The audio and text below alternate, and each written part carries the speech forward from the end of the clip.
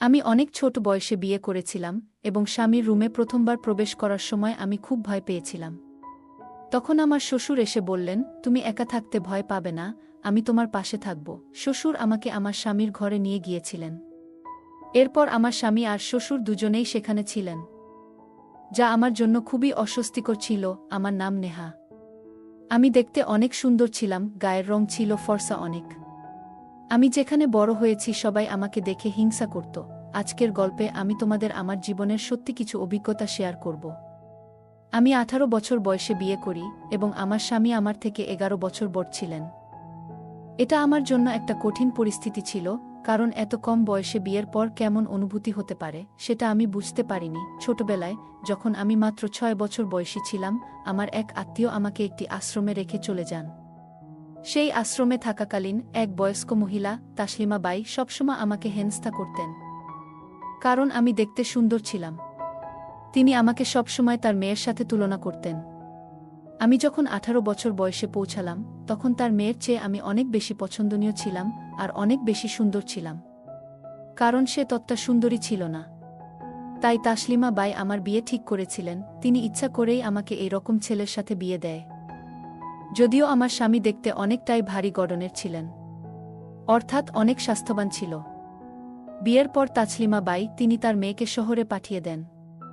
আমার শ্বশুর বাড়িতে প্রথমবার পা রাখার সময় আমি প্রচণ্ড ভয়ে কাঁপছিলাম। আমি জানতাম প্রথম রাতের অভিজ্ঞতা আমার জন্য কঠিন হতে চলেছে। পরদিন সকালে আমি ঘুম থেকে উঠার পর আবার শুয়ে পড়ি, যেন কিছুই ঘটেনি। সকালে আমি শুনতে পেলাম শ্বশুর আমাকে ডাকছেন, বুমা, নাস্তা তাড়াতাড়ি বানিয়ে ফেলো। আমি সব কিছুতে চটতে ছিলাম, তাই তাড়াতাড়ি নাস্তা তৈরি করে তাকে দিয়ে দিলাম।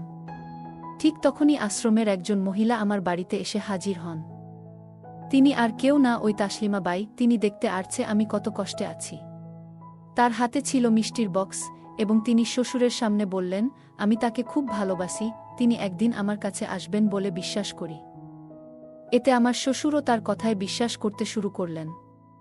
এরপর তিনি আমাকে ডেকে বললেন, তুমি নিজেকে বেশ স্মার্ট ভেবেছ। আমি দেখতে চাই তুমি কেমন চালাক। নিশ্চয়ই তোমার স্বামী তোমাকে ঘুমাতে বাধ্য করেছে। তুমি কি হাঁটতে পারছো না? কিন্তু তুমি তো বেশ ভালোভাবে দাঁড়িয়ে আছো, নিশ্চয়ই তুমি কিছু চতুরতা করেছ। কিন্তু ঠিক আছে, আজ না কাল তুমি এর ফল পাবে। আমি আর তাকে কিছু বলিনি, কারণ সে অনেক খারাপ মহিলা। আমি কেন রসগোল্লা নিয়ে এসেছি সেটা তুমি শীঘ্রই বুঝতে পারবে। তাসলিমা বাইরের কথা শুনে আমার মাথায় একরকম অস্থিরতা ছেয়ে গেল। রাতে হঠাৎই আমার কপালে কিছু ভারী অনুভব করলাম, যেন সেখানে কারো হাত ছিল। এরকম কিছু টের পেয়ে আমি ঘুম থেকে জেগে উঠলাম এবং তাকে বললাম কপাল থেকে হাত সরিয়ে নিতে। কেন হঠাৎ তুমি এমন অনুভব করছো? সে জিজ্ঞাসা করল। আমি তখন খুব অসুস্থ বোধ করছিলাম। স্বামী আমাকে হাসপাতালে যেতে বললেন, কিন্তু আমি মনে করছিলাম যে আমার এই অবস্থার কারণ হয়তো মানসিক চাপ, আর হাসপাতালে যাওয়া হয়তো প্রয়োজন ছিল না। হয়তো বিয়ের সকল ব্যস্ততার কারণে আমি এত ক্লান্ত হয়ে পড়েছিলাম। তাই তাকে দুটো কথা বলে আমি ঘর থেকে বেরিয়ে এলাম। একই ঘরে তার সাথে বসতে আমার মনে ভয় কাজ করছিল, তাই আমি বাইরে বেরিয়ে গেলাম। তখন শ্বশুর বাইরে বসেছিলেন। তিনি আমাকে দেখে জিজ্ঞেস করলেন, তুমি ঠিক আছো? আমি মাথা নিচু করে তাকে বললাম, তাসলিমা বাই কোথায় গেছেন? তিনি জানালেন যে আশ্রম থেকে ফোন আসায় তিনি সেখানেই চলে গেছেন। শ্বশুর আমাকে আশ্বস্ত করে বললেন, চিন্তা করো না, আমি তাকে ফোন করে জানাবো যে তুমি ভালো আছো। আমি সেই বাড়িতে দিন কাটাতে শুরু করলাম, কিন্তু রাতের কথা ভেবে আমার ভেতরে ভয় কাজ করছিল। যখন রাত নামল, আমি তাকে আবার দেখি বরের মতো সেজে এসেছে, যা দেখে আমার মনে আবার অস্থিরতা কাজ করল। সে আমার হাত ধরে আমাকে বিছানায় শুইয়ে দিল এবং বিশ্রাম নিতে বলল। কিন্তু হঠাৎ মাঝরাতে আমি শরীরে একটা ভারী অনুভূতি টের পেলাম। লোকটার উপস্থিতি আমাকে কিভাবে সামলাতে হবে তা বুঝতে পারছিলাম না। বিয়ের পর পুরো 5 দিন সে আমার পাশে থেকে গেল, কিন্তু আমি তাকে কোনো সময় দেই নেই। একবার সে বলল, তুমি যদি জীবনে প্রকৃত সুখ থেকে নিজেকে বঞ্চিত করতে চাও, তবে তুমি তাসলিমা বাইয়ের কাছে আশ্রমে চলে যেতে পারো। স্বামীর মুখে তাসলিমা বাইয়ের নাম শুনে আমি তাকে বললাম, না, আমি সেখানে ফিরে যেতে চাই না। সেখানে গেলে সে হয়তো আমার অবস্থা নিয়ে মজা করবে। সুমনকে বললাম, আমি খুব চিন্তিত। তারপর আজ আমার কোথাও যাওয়ার প্রয়োজন ছিল না, তবে আমি আমার ঘর থেকে বের হয়ে এসেছি। পরে আমার শ্বশুর আমাকে ডেকে পাঠালেন। আমি যখন রুমে ঢুকলাম, দেখলাম তার ওষুধের বক্স একটা কিছু লেখা ছিল। এটা ঘুমের ঔষধ ছিল, ভাবলাম আজ এইটা দিয়ে কোনো অজুহাত দেখিয়ে পার পাওয়া যাবে। তারপর আমি বক্সটা নিয়ে রান্নাঘরে গেলাম। রান্নাঘরে গিয়ে আমি দেখলাম আমার স্বামী নেই, দীর্ঘ সময় ধরেই সে অনুপস্থিত। আমি নিজের মাঝে অস্থিরতা অনুভব করলাম। তাই সেই ওষুধের বক্সটি হাতে নিয়ে ফিরে এলাম আর ওষুধ খেয়ে নিয়েছিলাম। কিছুক্ষণ পর আমি লক্ষ্য করলাম আমার স্বামী গভীরভাবে আমার দিকে তাকিয়েছিল। রাত 11টা বেজে গেল। তারপর সে আমাকে তার পছন্দের কিছু দিয়েছিল। আমি অল্প কিছু সময় পর ঘুমিয়ে পড়লাম এবং গভীর ঘুমে তলিয়ে গেলাম। ঘুমের মধ্যে আমি অদ্ভুত স্বপ্ন দেখলাম, যেন কিছু ঘটছে যার স্পষ্ট স্মৃতি আমার মনে নেই। ঘুম থেকে উঠে দেখি আমার স্বামী পাশে শুয়ে আছে। আমি উঠার চেষ্টা করলাম, কিন্তু ব্যর্থ হলাম। তখন সে আমাকে সাহায্য করল। স্বামী আমার প্রতি সহানুভূতিশীল ছিল। বলল, তুমি কিছু সময় বিশ্রাম নাও। আমাদের বাড়িতে কাজের মেয়ে আছে, তারা সব কাজ করে নেবে। আমি তার কথা শুনে শান্ত হলাম, কিন্তু আমার মনে হলো কিছু একটা হয়েছে। তার মুখে একটি আলাদা ভাব ছিল, যেন কিছু বলতে চাইছে কিন্তু বলছে না। এই সবের মাঝে আমার শরীর ও মন এক অদ্ভুত অবস্থায় ছিল। মনে হলো যেন আমি একটি অনিশ্চিত পরিস্থিতিতে আছি। এবং এই সময়ে সুমনের কথা মনে পড়ে গেল। মনে হলো সে আমার সাথে রাতে কিছু ঘটিয়েছে, কিন্তু স্পষ্ট কিছু মনে পড়ছে না। আমার মনে হলো কিছু ঘটে গেছে যা আমি এখনো পুরোপুরি বুঝতে পারিনি, কারণ আমি জানতাম এমন কিছু ঘটবে, তাই আগেই ঘুমের ওষুধ খেয়ে নিয়েছিলাম। আমি তখন খুব অস্বস্তিতে ছিলাম এবং বেশ ভীত ছিলাম। আমার বয়স তখন 18, কিন্তু শারীরিক পরিবর্তনের কিছু অভিজ্ঞতা তখনও অর্জন করিনি। হঠাৎই আমার কাপড়ে দাগ দেখে আমি বাথরুম থেকে বেরিয়ে এলাম। আমাকে কাচতে দেখে আমার স্বামী চিন্তিতভাবে জিজ্ঞাসা করলেন, কি হয়েছে? আমি আমার কাপড় দেখালাম। তিনি শান্তভাবে বললেন, চিন্তার কিছু নেই, এটা স্বাভাবিক। তুমি হয়তো প্রথমবার এই রোগের অনুভব করছো। আমার স্বামী আমার থেকে 11 বছরের বড়, তাই তিনি এসব বিষয়ে অভিজ্ঞ ছিলেন। তিনি আমার উদ্বেগ বুঝতে পারলেন এবং বললেন, তুমি স্নান করে নাও, আমি তোমার জন্য যা দরকার তা নিয়ে আসছি। এই স্নেহশীলতায় আমার প্রতি তার যত্নবোধ আরও গভীর হয়ে উঠল। তারপর আমি রান্নাঘরে গিয়ে নাস্তা প্রস্তুত করছিলাম। হঠাৎ আমার শ্বশুর এসে বললেন, এই পরিবর্তনগুলো সাময়িক, কিছুদিনের মধ্যেই সব ঠিক হয়ে যাবে। নাস্তার পর থেকে বাড়ির কাজের দিকটা কাজের লোকেরা সামলে নেবে। আমার শ্বশুরের কথা শুনে অনেক লজ্জা পেলাম। আমি জানতাম শ্বশুর আমার দিকে সব সময় নজর রাখতেন। আমি আমার রুমে ফিরে দেখি সুমন তার প্রয়োজনীয় জিনিস গুছিয়ে নিচ্ছে। আমি অবাক হয়ে জিজ্ঞাসা করলাম, তুমি কোথায় যাচ্ছ? সে বলল, কিছুদিনের জন্য আমাকে গ্রামের বাইরে যেতে হবে, বাবাই তোমার দেখাশোনা করবে। কিছুক্ষণ পর সুমন তার ব্যাগ নিয়ে বেরিয়ে পড়ল। সে বিদায় নেয়ার সময় বাবাকে বলল, বাবা, নিজের খেয়াল রাখবেন। আমি কিছুটা উদ্বিগ্ন হয়ে পড়লাম, কিন্তু স্বামী তার দায়িত্ব দিয়ে গেলেন, তাই নিজেকে সাহস দিলাম। শ্বশুর ঘরে ঢোকার পর আমি অনুভব করলাম তার মনে কিছু ভিন্ন চিন্তা চলছে।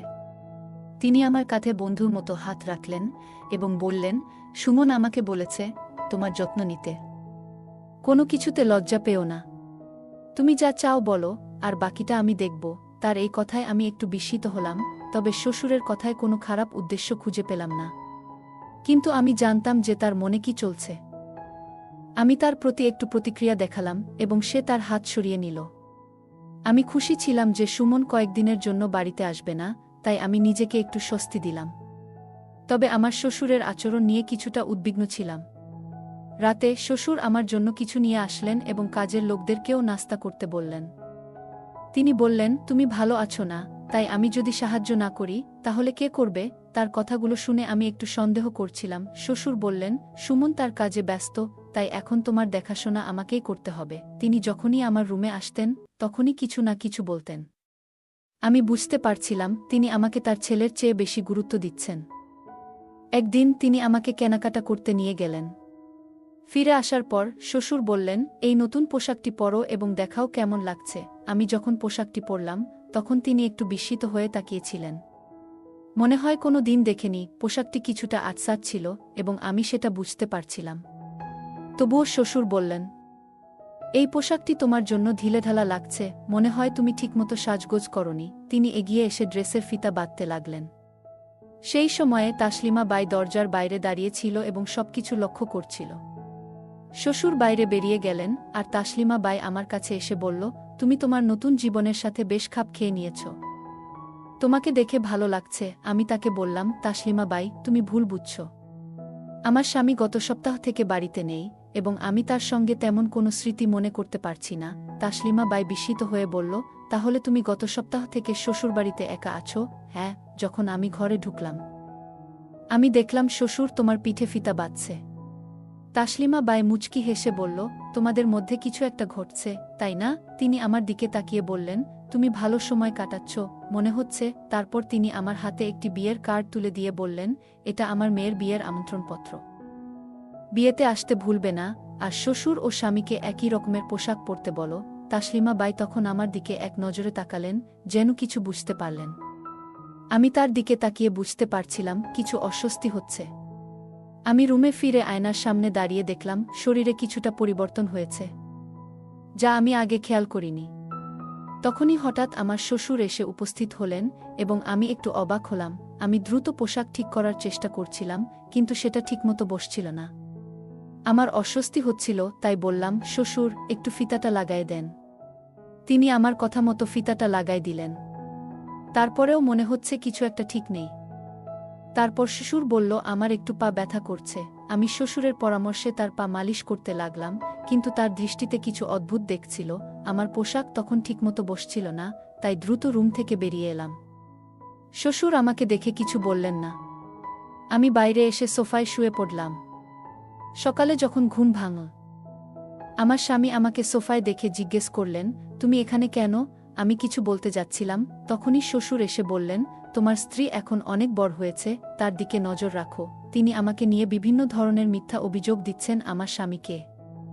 সকালে শ্বশুরের কিছু কথা শুনে আমি ভেতরে ভেতরে ভেঙে পড়ছিলাম। মনে হচ্ছিল তার কথাগুলো আমার জীবনের শান্তি নষ্ট করতে পারে। কিন্তু তখন সুমন আমার দিকে তাকিয়ে বলল, আমি নেহার বাইরের রূপ দেখে বিয়ে করিনি। তার মধ্যে যে আন্তরিকতা আর মানসিক শক্তি আছে, সেগুলোই আমার কাছে সবচেয়ে গুরুত্বপূর্ণ। তার শরীর যেমনই হোক, সে আমার স্ত্রী এবং আমি তাকে কোনো কারণেই ছেড়ে যাব না। স্বামীর মুখে এমন কথা শুনে আমার চোখে পানি চলে আসলো। আমি বুঝতে পারলাম, আমি যাকে শুধু বাহ্যিক অবয়ব দিয়ে বিচার করছিলাম, তার হৃদয় কতটা বিশুদ্ধ। আমি শ্বশুরকে বললাম, আমি জানি না আপনি কেন আমার জীবনকে জটিল করতে চাচ্ছেন, কিন্তু আপনার কোনো কৌশলী সুমন এর মতামত বদলাতে পারবে না। সে এমন একজন যার মন পরিষ্কার এবং সৎ, আর এখন আমি তাকে আরও বেশি ভালোবাসতে শুরু করেছি। শ্বশুর উত্তরে বললেন, আমি শুধু তোমাকে দেখাতে চেয়েছিলাম যে বাহ্যিক সৌন্দর্যই সব কিছু নয়। তুমি যে গর্ব করছিলে সেটাই তোমার পরিবর্তন আনতে বাধ্য করেছে। কিন্তু মনে রেখো, ভালোবাসা মুখের সৌন্দর্য বা শরীরের আকৃতির উপর নির্ভর করে না। প্রকৃত ভালোবাসা আসে অন্তরের গভীরতা থেকে। তারপরও শ্বশুর বললেন, ভালোবাসা যদি সত্যিই থাকে, তাহলে তা শরীর বা মুখের উপর নির্ভর করে না, প্রকৃতির সঙ্গেই তা সামঞ্জস্যপূর্ণ হওয়া উচিত। সুমন কখনো আমাকে আমার ইচ্ছার বিরুদ্ধে কিছু করতে বলেনি, তার প্রতি আমার শ্রদ্ধা এখন আরও বেড়ে গেছে। 4 দিন পরে তাসলিমা বাইজের মেয়ের বিয়েতে আমরা উপস্থিত হলাম। সেখানে গিয়ে দেখি তাসলিমা বাইয়ের জামাই আমাকে অভ্যর্থনা জানাচ্ছে, চোখে আনন্দের অশ্রু নিয়ে সে আমার প্রশংসা করছিল, কিন্তু আমি বুঝতে পারছিলাম যে তার এই প্রশংসার পেছনে আমার স্বামীর সম্পদের প্রভাব রয়েছে। তখন আমি সুমনকে বললাম, তোমার যদি এত টাকা থাকে, তাহলে তুমি চাইলে স্লিম হতে পারতে। কেন করনি? সুমন হাসি মুখে বলল, নেহা, আমি এমন একজন সঙ্গী চেয়েছিলাম যে আমাকে আমার আসল রূপে গ্রহণ করবে। আমার সম্পদের জন্য অনেকেই আমাকে বিয়ে করতে চেয়েছিল, কিন্তু আমি এমন একজনকে খুঁজছিলাম যার মধ্যে সরলতা এবং আন্তরিকতা আছে। তোমার মধ্যে আমি সেই গুণগুলো পেয়েছি, তাই তোমাকে আমার জীবনের সঙ্গী হিসেবে বেছে নিয়েছি। আর তুমি যেমনটা ভাবছ, আমার বয়স 30 নয়, বরঞ্চ 20। আমার শরীরের গঠনটাই আমাকে একটু বয়স্ক দেখায়, আর কিছু নয়। এরপর সে বলল, যদি তুমি চাও আমি স্লিম হই, তাহলে আমি এখন থেকেই ব্যায়াম করতে রাজি আছি। তোমার মতো আমিও ডায়েটিং শুরু করব। আমরা দুজনেই একে অপরকে জড়িয়ে ধরে হাসতে লাগলাম। এখন মনে হচ্ছিল শ্বশুরের হাত থেকেও বাঁচলাম, এবং যাকে এতদিন খারাপ ভাবতাম সেই এখন আমার আসল ভালোবাসা, আসল জীবনসঙ্গী। শ্বশুরে কুকর্মের কথা প্রকাশ করার পর থেকেই সে আমাকে এখন অনেক বেশি ভালোবাসে। গল্পটা কেমন লাগলো জানাতে ভুলবে না। আরও মজার মজার রোমান্টিক গল্প শুনতে চাইলে ভিডিওটি লাইক, শেয়ার এবং চ্যানেলটি সাবস্ক্রাইব করতে এবং বেল আইকনটি ক্লিক করতে ভুলবে না। ধন্যবাদ।